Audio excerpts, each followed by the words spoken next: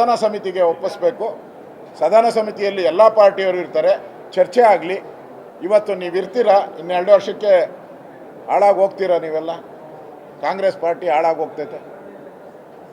ಆಮೇಲೆ ಬೇರೆ ಪಾರ್ಟಿ ಬಂದರೆ ಅವ್ರಿಗೂ ಇದು ವೆಪನ್ ಆಗಬಾರ್ದು. ಇದು ಡೆಮಾಕ್ರಸಿ, ಪ್ರಜಾಪ್ರಭುತ್ವ ಉಳಿಸುವಂಥ ಒಂದು ಕೆಲಸವನ್ನು ನಾವು ಮಾಡಬೇಕಾಗಿತ್ತು. ಆದರೆ ಯಾರು ಈ ದೇಶದ ಮೇಲೆ ಎಮರ್ಜೆನ್ಸಿ ತಂದು ದೇಶದ ಪತ್ರಿಕೆಗಳನ್ನು ಜೈಲಲ್ಲಿಟ್ಟರು, ನ್ಯಾಯಾಧೀಶರುಗಳನ್ನು ಜೈಲಲ್ಲಿಟ್ಟರು, ಅಟಲ್ ಬಿಹಾರಿ ವಾಜಪೇಯಿ ಅದ್ವಾನಿಯವರಂಥ ನಾಯಕರನ್ನು, ಜಾರ್ಜ್ ಫರ್ನಾಂಡಿಸ್ ಅಂತ ನಾಯಕರನ್ನು, ದೇವೇಗೌಡರನ್ನ ಎಲ್ಲರನ್ನೂ ಜೈಲಿಗಟ್ಟರು.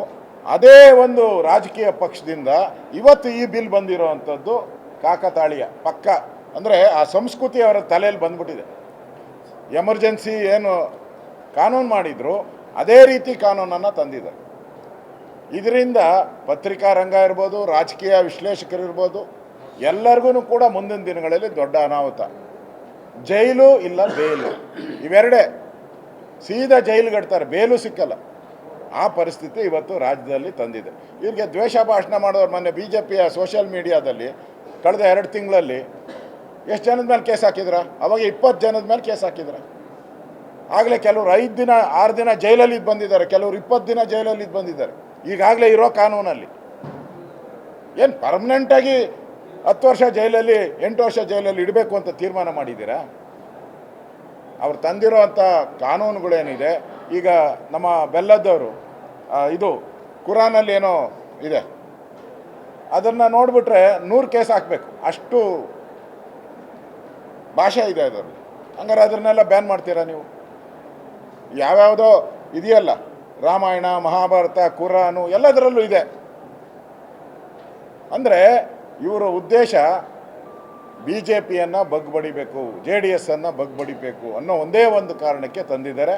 ಮತ್ತು ಅವರು ಪರಮೇಶ್ವರ್ ಹೇಳಿದಲ್ಲ, ಮಾತತ್ರ ಮೈಕ್ ಹಿಡಿತಾರೆ ನನಗೆ ತಂದು ಅಂತ.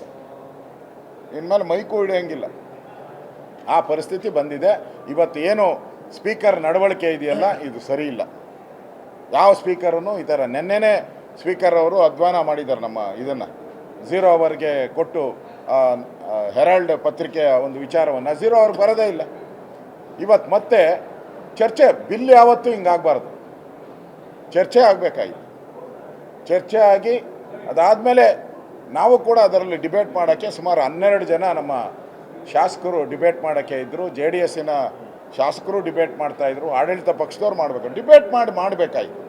ಅದು ಬಿಟ್ಟು ಏಕಾಏಕಿ ಮಾಡಿದ್ದೀರ ಅಂದರೆ ಮತ್ತೆ ದೌರ್ಜನ್ಯ, ಮತ್ತೆ ಗೂಂಡಾಗಿರಿ, ಮತ್ತೆ ಎಮರ್ಜೆನ್ಸಿಯ ನೆನಪುಗಳು, ಮತ್ತೆ ನಮಗೆ 1975ರ ಎಮರ್ಜೆನ್ಸಿಯ ನೆನಪುಗಳನ್ನು ಮತ್ತೆ ಈ ಸರ್ಕಾರ ತರ್ತಾ ಇದೆ. ಇದು ಖಂಡನೀಯ, ನಾವು ಬಿಡಲ್ಲ. ಮತ್ತೆ ಇದನ್ನು ಹೋರಾಟವನ್ನು ನಾವು ಮಾಡೇ ಮಾಡ್ತೀರಿ. ವಿಧಾನಸಭೆ ಒಳಗಡೆ ಮತ್ತೆ ನಾವು ಹೋರಾಟವನ್ನು ಮಾಡ್ತೀವಿ. ಹೌದು, ಅಲ್ಲಲ್ಲ, ಕರಾವಳಿ ನೋಡಿ, ಬೈರ್ತಿ ಸುರೇಶ್ ಅವರು ಕರಾವಳಿ ಭಾಗದ ಜನ ಏನಿದ್ದಾರೆ, ಅವರು ಒಂಥರ ಏನೋ ಬೆಂಕಿ ಹಚ್ಚೋರು ಅಂತ.